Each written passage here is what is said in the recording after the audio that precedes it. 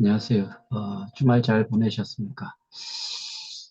아, 오늘은 제가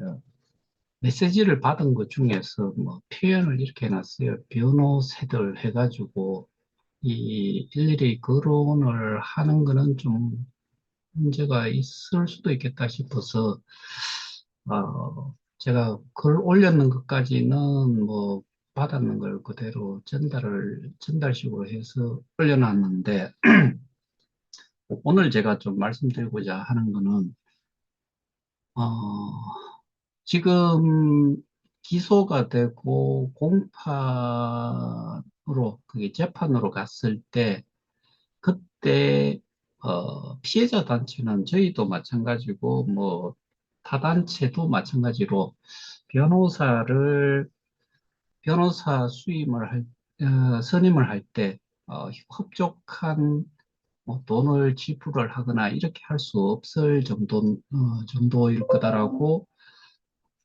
뭐 마찬가지일 거다라는 생각이 드는데, 근데 여기 변호사들이라고 적어 놓으면서 쭉 열거를 해놨어요. 뭐, 전 수원고검장, 전 울산지검장, 뭐, 부산지검장, 광주지검장, 법무법인 어디, 법무법인 어디, 법무법인 어디, 뭐 이런 식으로 해가지고 여기에는 뭐 법무부 차관 출신도 있는 법무법인도 있고, 어, 전 서울지법 부장판사, 뭐 또는 인천 지법 원장, 뭐 서울고법 부장판사, 뭐 이런 식으로 쭉 되어 있는데, 제가 이 말씀을 왜 드리나 하면은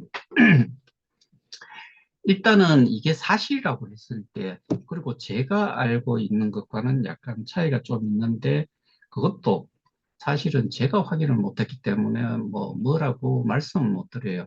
하지만, 예를 들어서 이러한 정도의 변호인들을 포진을 시켰고, 변호인을 그렇게 선임을 했다라고 했을 때, 도대체 지금 재판에 넘겨지는 사람이 얼마나 돈이 많길래, 그, 제가 이전에 뭐 매출이라든가 이런 것들을 말씀을 드렸을 때, 매출이 거의 없다가 갑자기 거의 뭐 160억으로 갔다가 177억으로 갔다가 93억. 이게 자꾸 이제, 말이 많아지니까 그 빼돌린 금액도 좀 줄어들었을 거다라는 생각도 들고, 뭐 어쨌든 거기는 거의 와해가 되다시피 했는 업체인데 그런 매출이 올라왔다는 이야기도 제가, 그거는 뭐 재무제표 이런 회계감사 자료를 가지고서 말씀드리는 부분도 있고, 어, 그 언론 기사를 통해서 나온 부분도 있고 해서 그걸 기본으로 해서 말씀을 드렸는데,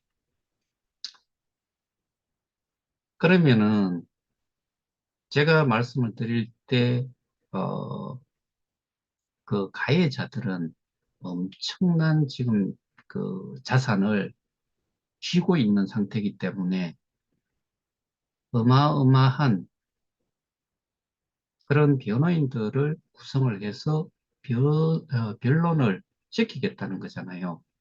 그러면은 아까 제가 좀 말씀드렸던 그런 어, 경력을 가졌던 사람 변호인들이 법조계에서 그랬을 때,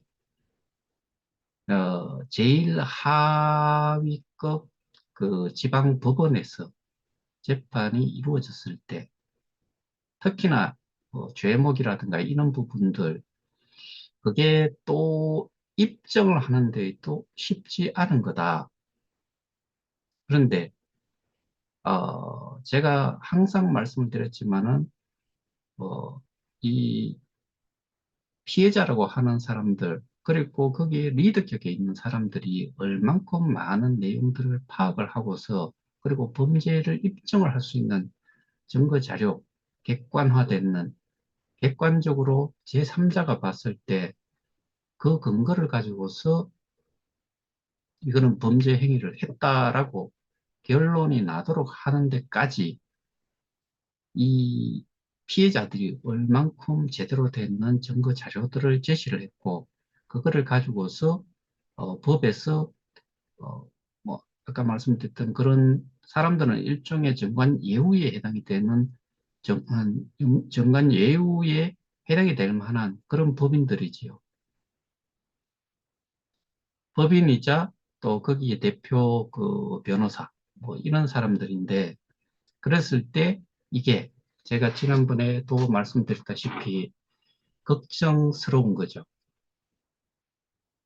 그래서 저희는 그 법망을 한 겹이 아닌 여기에서 끝나더라도 다시 이거를 빠져나가지 못하도록 하기 위한 그런 조치를 지금 취하고 있는 것이고, 그다음에 제가 말씀드렸다시피 이번 집회가 왜 이루어져야 되는지 가장 큰 이유는 이런 거지요.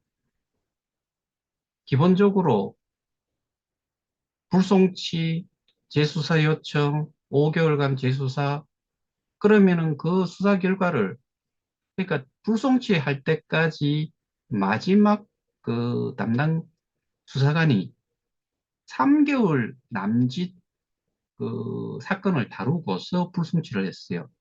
근데 재수사를 하는데 5개월이 지났어요. 그러면 5개월 동안 재수사를 했는 내용이 재수사를 요청한 그 어, 검찰로 이 수사 결과를 넘겨야 되는데, 이게 어느 날 갑자기 울산경찰청으로 넘어갔다. 근데 울산경찰청으로 넘어간 것까지는 또 모르겠는, 그거는 뭐 그렇다고 치고, 그러면은 울산경찰청에서 지금까지 수사를 한 내용은 제가 눈 닦고 봐도 배임은 없었어요. 그러면은 사기, 유사수신, 본지, 뭐 횡령, 뭐 이런 식으로 갔을 건데, 그러면은 그 수사를 지금까지 뭐 2022년 9월 뭐 말부터 해가지고 지금까지 수사를 해왔다라고 했을 때, 수사관이 포커스를 맞춰서 수사를 한 내용들은 방금 말씀드렸던 그런 죄목에 기준을 해서 했을 거다. 근데 이 어, 인지수사로 전환을 했다라고 하는데, 거기에 배임과 관련된 수사를 했겠느냐라고 봤을 때, 그거를 주장한 사람은 특히나 저를 또 미워해서, 저를 또 싫어해서, 그리고 자기들이 알고 있는 내용이 제가 또 잘못된 부분들을 계속해서 이렇게 올바르게 알려주는 그런 정보들을 제공을 함으로 해서 자기들 위신이 떨어졌다라고 생각을 하고서 이런 부분과는 전혀 별개로 계속 뭐 진술을 했다거나 했을 때는 그렇게 했을 거다라고도 볼 수 있고, 아니면은 아예 이 죄목 자체가 없기 때문에 그거는 들여다보지도 않았을 수도 있다. 그러면은 재수사 요청까지 있었는 그 자체를 제대로 알고 있을 거냐? 그 다음에 수사를 5개월 동안이나 끌고 왔는데도 재수사를 하는 데만 해도, 그러니까 결과적으로 1년 한 4개월 동안은, 1년 한 3, 4개월 동안은 이 수사관이 4번이 교체가 되면서 불송치까지 갔고, 그거를 단, 그, 제가 그 표현을 다시 조금 바꿨는 게, 뭐, 그래도 넉넉하게 시간을 잡아주자 해가지고 만 이틀 정도 검토를 하고 나서 재수사 요청이 바로 넘어갔다.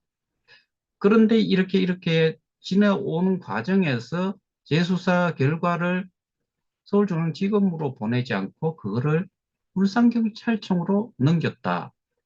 이런 경우가 도대체 아, 이런 케이스가 있는지 없는지조차도 저는 그 궁금할 정도예요.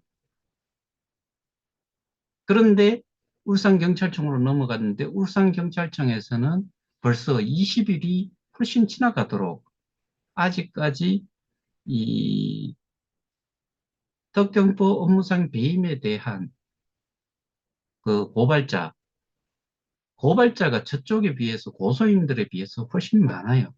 그럼에도 불구하고 이 그 진술조사조차도 받으러 오라라는 그런 그 뭐 연락이라든가 이런 것조차도 없다. 그래서 이번에 저희가 울산경찰청에 가서 집회를 하는 것이고 반드시 진술조사를 고발인으로부터 받아야 된다. 그거를 이제 요구를 하기 위해서 하는 건데, 근데 다시 좀 돌아가서 그러면은 제가 그렇게 하는 이유는 이 증거 자료라든가 범죄 행위를 증명할 수 있는 내용을 제대로 좀 알려주고자 하는 부분이고, 그렇지 않으면은 아까 말씀드렸던 그런 변호인단이 꾸려졌을 때 싸움을 할 수 있겠느냐는 것이죠. 여러분들이 객관적으로 판단을 좀 해보세요. 지금 두 개의 피해자 단체가 지금 싸움을 하고 있어요. 그리고 저를 아는 사람이 뭐 좀 있는가 하면은 모르는 사람도 분명히 있겠죠. 그리고 저보다 훨씬 이 사건에 대해 가지고 더 많이 알려고 노력을 했으면은 그런 사람들이 표면으로 나타났고 피해자들의 도움을 좀 받아가지고 힘을 얻어서 싸움을 하는 곳이 있느냐라고 했을 때 없다라고 하면은 딱 두 개 단체에서 지금까지 이 법적인 대응을 함에 있어가지고 나름 그런 판단을 좀 하실 수 있는 그뭐 사리 분별이 좀 될 수 있는 사람이라고 하면은 어느 정도 뭐 제가 거기에 대해 가지고 대놓고는 이야기를 못 하겠지만 그 능력치라든가 그다음에 이 정보를 받을 수 있는 데 정도 그다음에 얼만큼 기본적으로 내용을 파악을 하고 있는지 이런 것들이 여러분들 스스로가 좀 판단을 해 보실 필요가 있다. 그랬을 때 걱정을 해야 될지 안 해야 될지를 여러분들 스스로도 또 느낄 수 있을 것이다.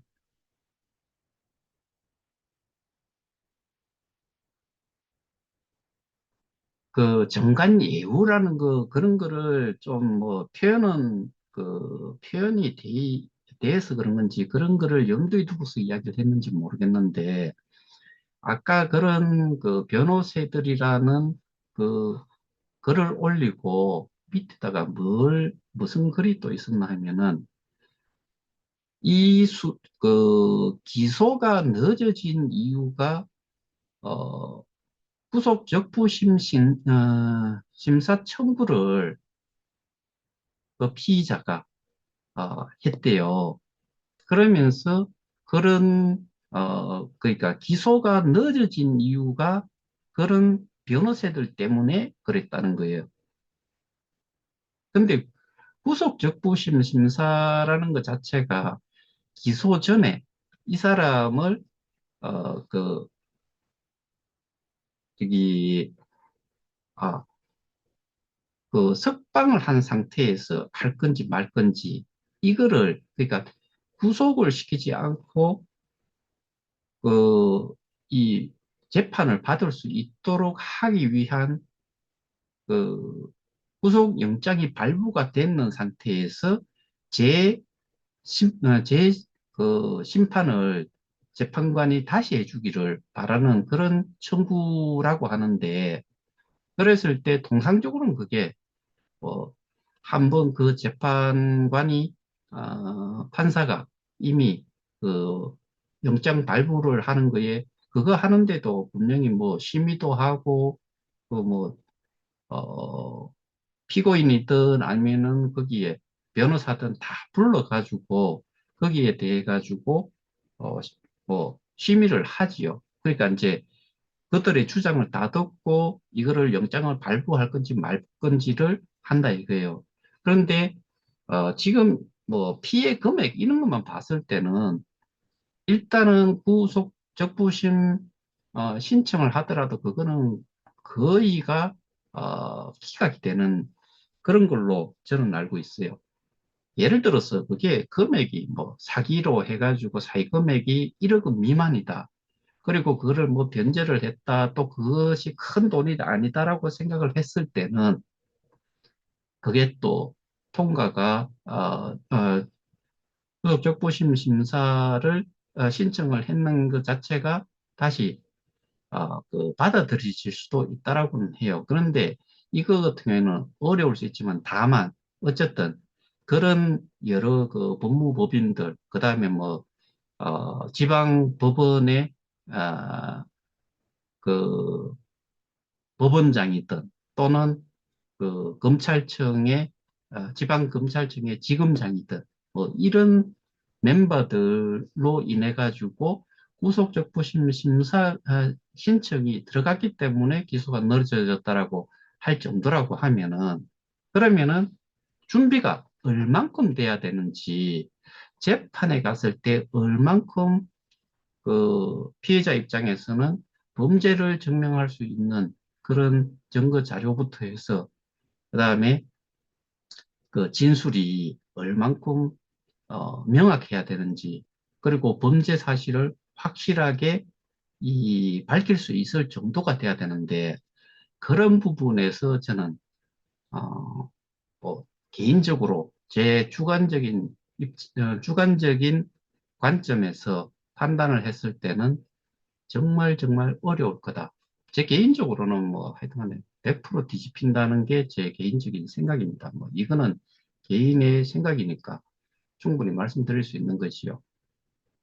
그래서 저희가 아, 그 고소를 한 사람들의 면면들을 보시고 그 개개인들이 얼만큼의 내용들을 이 피해 사실을 증명할 수 있을 만큼의 능력이 되는지 안 되는지는 여러분들이 판단을 하시면서 그게 심히 불안하다라고 생각을 하시면은 이번 어, 그 울산경찰청 집회 때 많은 분들이 좀 참석을 해 주셨으면 좋겠다는 게 제 바람이고 오늘 말씀드리고자 하는 게 그런 내용이에요.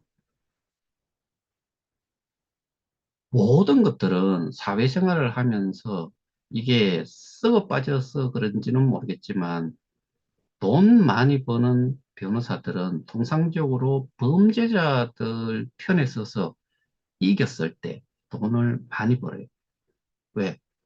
범죄자라는 거는 기본적으로 지가 가져야 될 돈이 아닌 거를 가지게 된 거고, 그 돈에 뭐, 100을 그 범죄 행위로 인해 가지고 돈을 벌었다고 했을 때 그 범죄 금액의 뭐 50%가 됐든 뭐 70%가 됐든 뭐 90%가 됐든 100%다 주더라도 본전이고 50% 주면 50% 남는 거고 10% 줬으면은 90% 남는 거예요.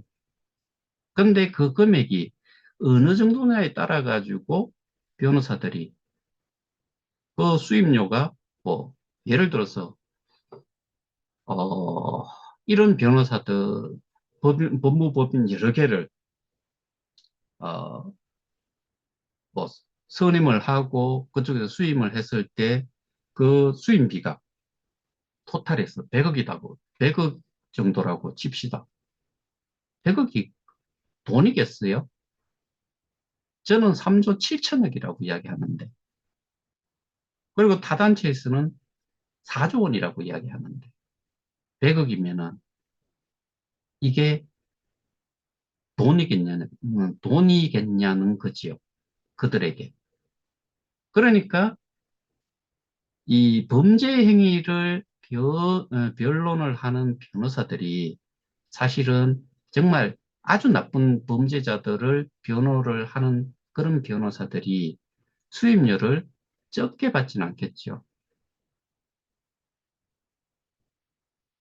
그리고 양심 있는 변호사들 같은 경우는 뭐 정말 돈도 좋지만은 저런 악한 놈들을 위해서 변론을 하고 싶지 않다라고 뭐, 하는 사람도 있을 수 있죠. 그 반면에 돈이면은 어떠한 거든 하겠다라고 하는 그런 변호사들도 있다는 거죠.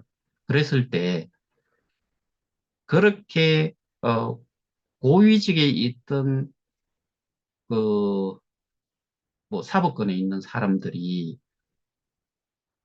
그것도 지위가 높은 사람들이 돈 많이 준다고 했을 때 그 선후배 관계든 법조계의 뭐 그런 얽힌 그런 인간관계든 뭐 이런 것 때문에 죄가 있음에도 무죄가 될 수가 있고 이랬을 경우에 우리가 어떻게 이거를 대처할 수 있겠느냐? 방법은 딱 하나뿐이다. 확실한 증거 자료 외에는 어죽빙빙 해가지고는 결국에는 힘없는 피해자들이 결국에는 패소를 한다. 그래서 저는 정말 위험천만한 상태로 갈 수도 있다. 그러니 결국에 제가 지금까지 계속해서 주장했던 게 제대로 된 증거가 있겠느냐.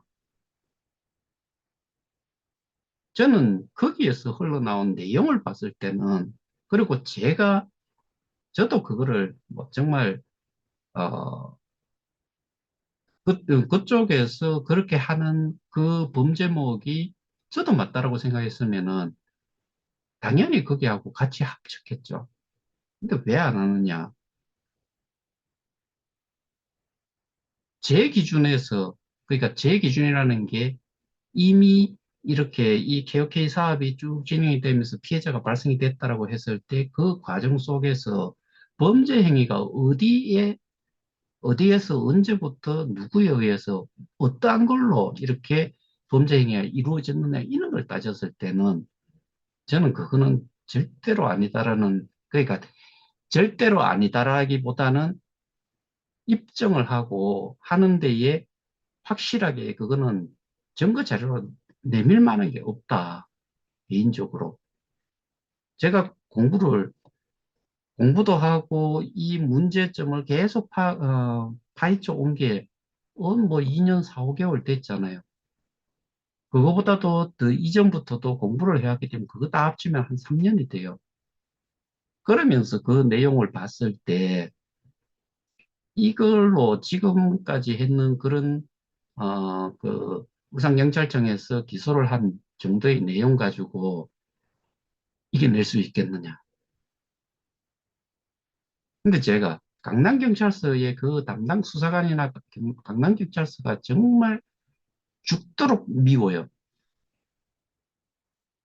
일단은 수사를, 수사관이 네 번이 교체가 되고 네 번째 수사관이 결국에 제가, 어, 많은 내용도 좋지만은 설명도 하고, 그 다음에 직접 재수사 들어갔을 때는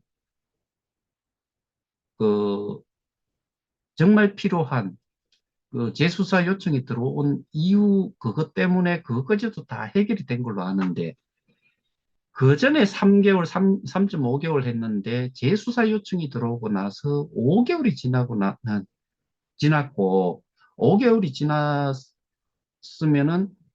이전에 수사를 했던 그 시간보다도 훨씬 긴 시간을 했고 그 긴 시간을 했는데 그게 전반적인 걸 다 하라는 게 아니고 몇 가지를 정해준 거예요.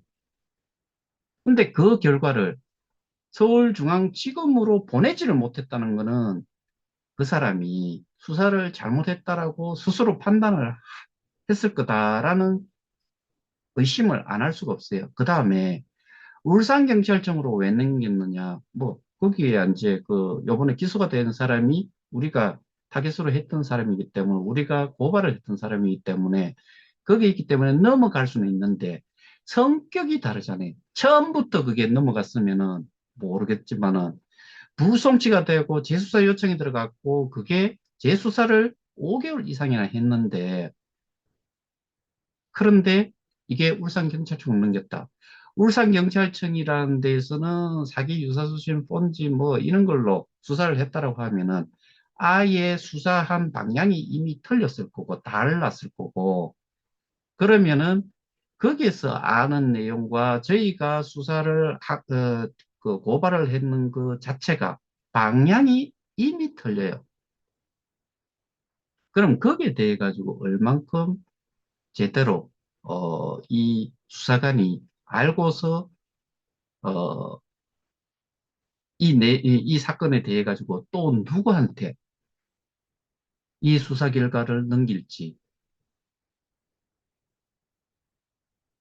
근데 저는 그런 생각을 했죠. 팔은 안으로 굽는다고 경찰서에서 경찰청으로 보냈지만은 이미 하고 있던 거에 스리슬쩍 얹어가지고 이걸 마무리를 짓도록 하면은 이 기존 경찰관은 정말 괴로웠을 거예요. 능력은 없어 보이고 없지. 그런데 부실수사 같이 느껴지고 뭐 정치권, 언론사, 그다음에 민원 들어가는 거 경찰청 또는 서울경찰청에서 이렇게 또 계속해서 공문으로 뭐 그 사항들에 대해 가지고 수사한 내용들에 대해 가지고 뭐 어떻게 진행이 됐는지 이런 것들도 계속 물어왔을 거고 그렇게 해서 보내 어, 울산경찰청으로 인계를 하고 울산경찰청에서 좀 해왔으니까 여기에다가 스리슬쩍 얹어가지고 사건을 통합해서 그냥 처리를 하겠다는 이런 심보인지 이런 것들을 제가 어, 따로 그 요약본을 조금 만든 게 있어요. 그날 가서 좀 구호를 하기 전에 이번에는 구호도 좀 하려고 해요.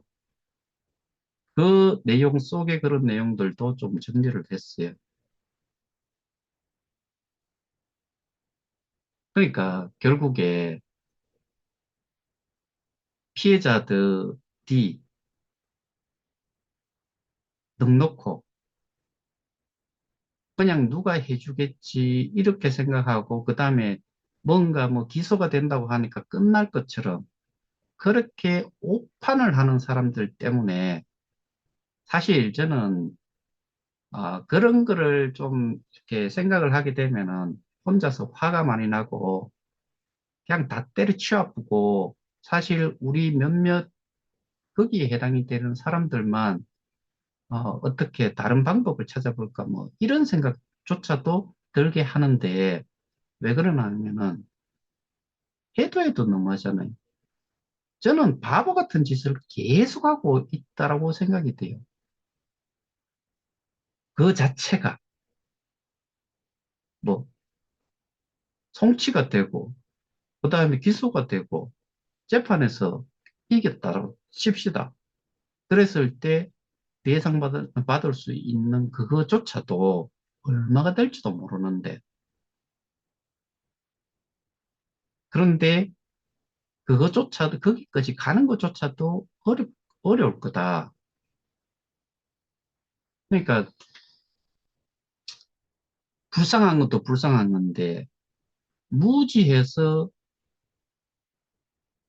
자기의 권한을 스스로 포기를 하거나 또는 잘 몰라가지고 또 당한다고 했을 때 빌어쳐먹어도 그렇게 빌어쳐먹을 수밖에 없겠구나라는 생각이 들 정도다 보니까 화가 나더라고요.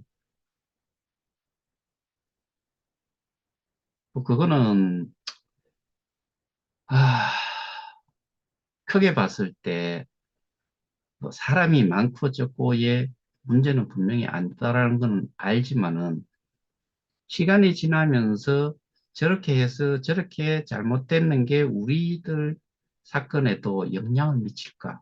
저는 이게 가장 큰 걱정거리지요.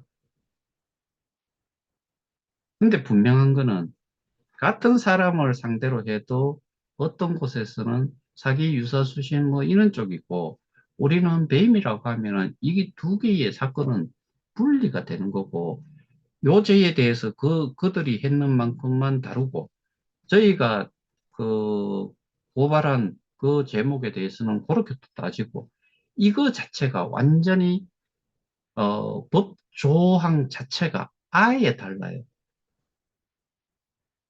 그러니까 이 경찰이, 울산경찰청에서 지금 20일이 지나갔는데, 아직까지 연락 한 번 없다는 거는, 이거는 있을 수 없는 일이죠. 근데 한편으로 그런 생각이 드는 거예요. 이 도대체, 저는 그게 온전하게 재판에 가서 유무죄를 따졌을 때 저는 어려울 거다. 그러면 거기다가 언제가 갔을 때는 우리 것까지 박살을 음, 그, 내고자 하는 거냐. 아니면은, 그, 워낙에 이 사건에 대해가 이거 사건 때문에 뭐 시위도 많았었고, 언론을 통한 그 국감에서 다뤄지고, 뉴스 나오고, 이런 것들이 많다 보니까, 일단은 준, 주어졌는 상태의 수사 기록만을 가지고서 그냥 재판에 끌고 갔다고 했을 때, 밀리고 밀리고 해서 갔다라고 했을 때,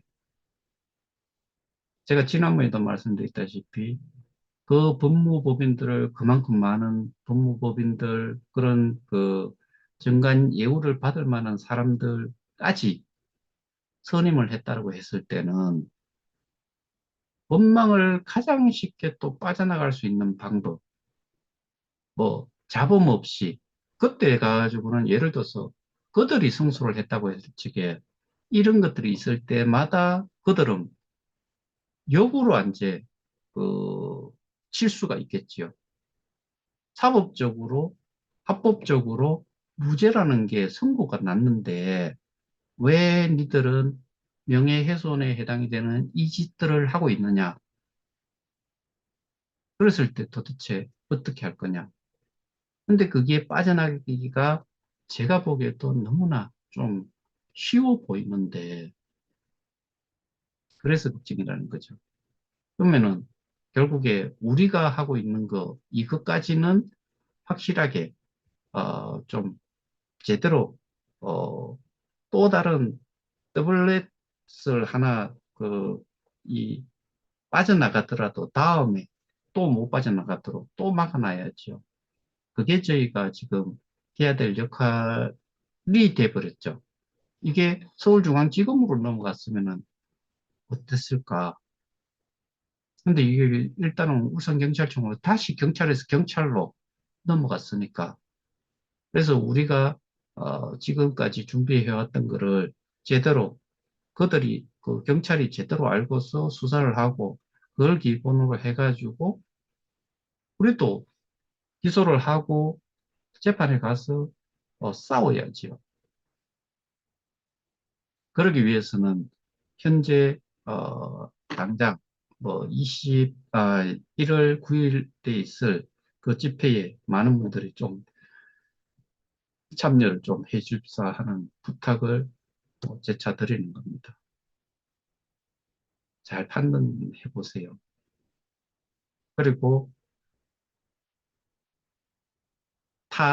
그러니까 이게 저도 참 안타까운 게, 아, 항상 말씀을 좀 드렸지만은 금융범죄는 그냥 사기다.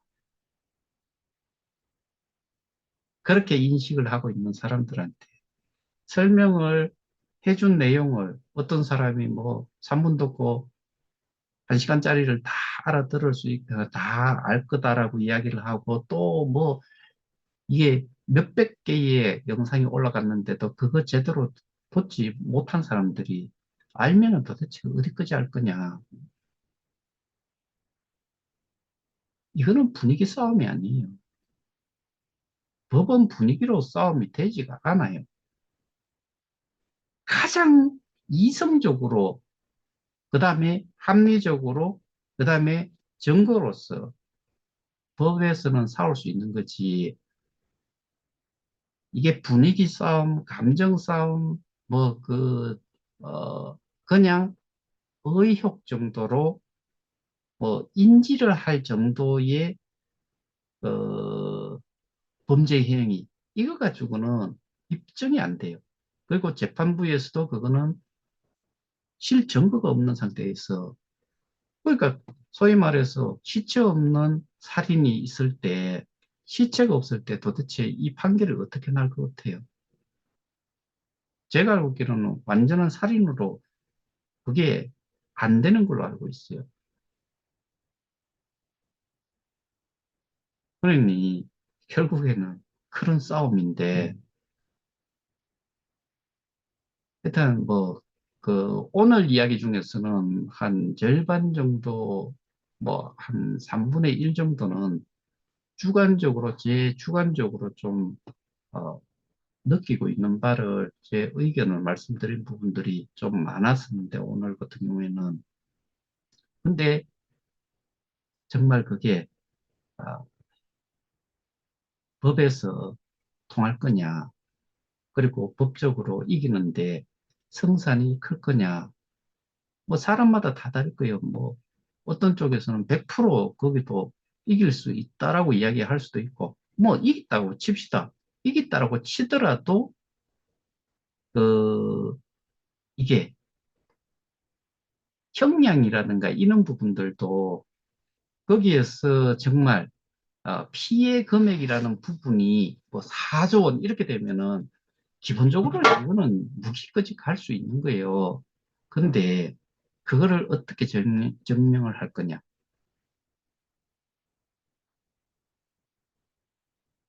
그러니까 우리가 스테이킹 했는 현재 금액을 안 돌려줬기 때문에 그렇다라고 그런 거를 다 합쳐가지고 4조 원이라고 하는 건지 저는 그렇게 느껴지거든요.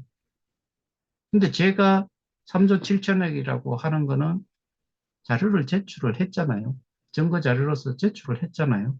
근데 그 집단에서는 경찰에 제출도 안 한 걸로 정말 그런 식으로 글을 올릴 정도로 정말 그러니까 도대체 피해자로서 그 정도가 어느 정도인지조차도 모르겠어요.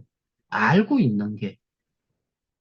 그냥 말도 안 되는 소리들을 하고 있는 반면에 저희는 사실은, 어, 그 증거 자료 이런 부분들에 있어가지고는 명확하게 업무를 어떻게 해서 이놈들이 맡고 있었는지, 그리고 이 보관되어 있어야 될 그 자산들이 어떻게 저놈들만 가질 수 있는지, 그놈들이 예, 가질 수밖에 없는 이유가 뭔지 이런 것들 다 증명을 할 수가 있어요.